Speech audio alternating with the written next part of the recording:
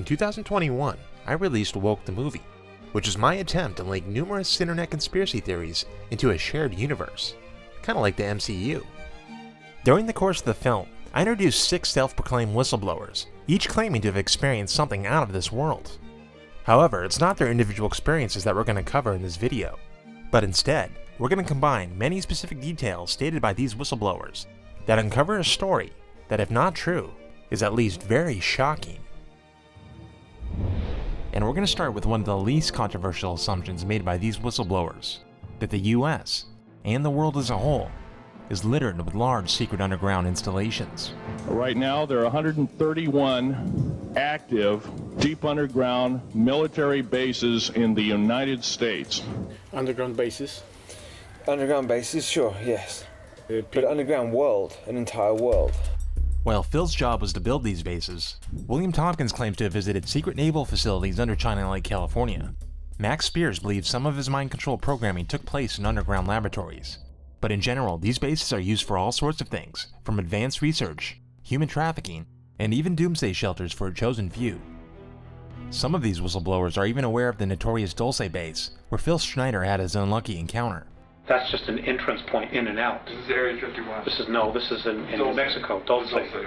And they believe that the completed base is the site of gruesome experiments done with animals, humans, and aliens. Well, you got under Dulce, you've got the 7 levels under Dulce, where Nightmare Hall, which I think is the 6th level, where they've just put everything you could possibly imagine together, testing out things.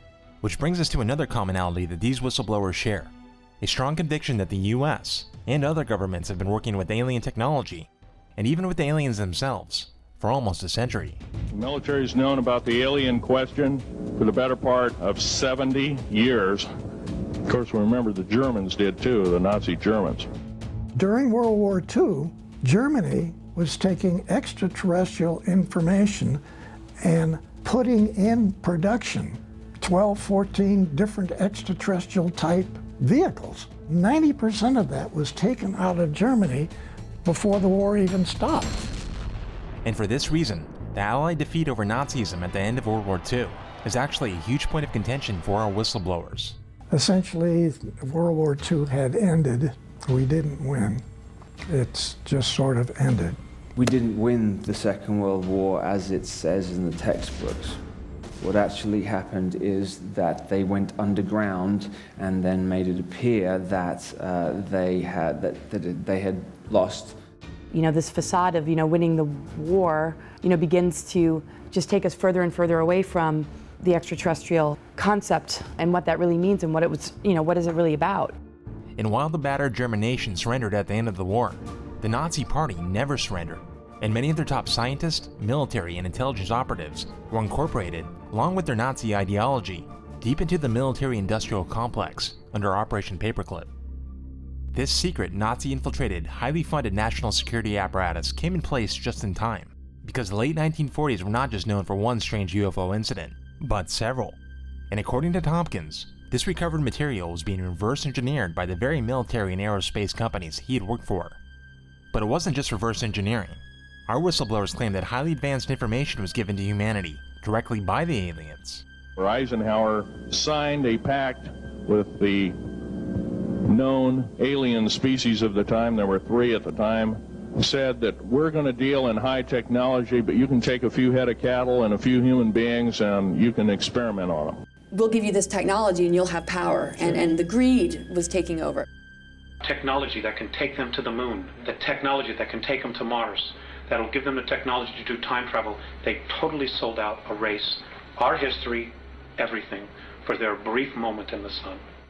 And while the public saw rockets and aircraft push the limits of combustion engines, a black world was working on exotic technologies based on electromagnetism, while also keeping much of the world in the dark about what had been achieved. William Tompkins and Mars Marine Randy Cramer claims that this was done primarily through a Navy program called Solar Warden. Essentially, in the same way that you have an Atlantic fleet and a Pacific fleet, you have the solar system and an imaginary line that divides down the middle, then divides into 2 fleets, which are Solar Warden and Radiant Guardian. Randy Cramer even thinks that the 2018 creation of the Space Force is just a veiled way to leak some of this technology to the public. quote-unquote creation of a Space Force is a fake frontage to a real organization behind it. They can now roll stuff out like it's brand new or we've just been working on it when it's stuff that we've had for a long time. Now, another strange claim our whistleblowers make is that our moon holds many secrets. We had launched surveying missions so we could be looking at where we were going to land, and we had seen facilities, ancient facilities on the moon. So we knew there were facilities on the backside. We knew a whole lot that people didn't talk about. The DMZ on the dark side of the moon has a lot of bases that belong to a lot of different ET species. It sounds absurd, right? Yet certain objects found in photos from NASA and other space agencies of strange objects that stand out from the lunar surface definitely don't look natural. However, alien bases sound completely tame when compared to this next moon revelation. What is the moon? What is the moon? What is the moon?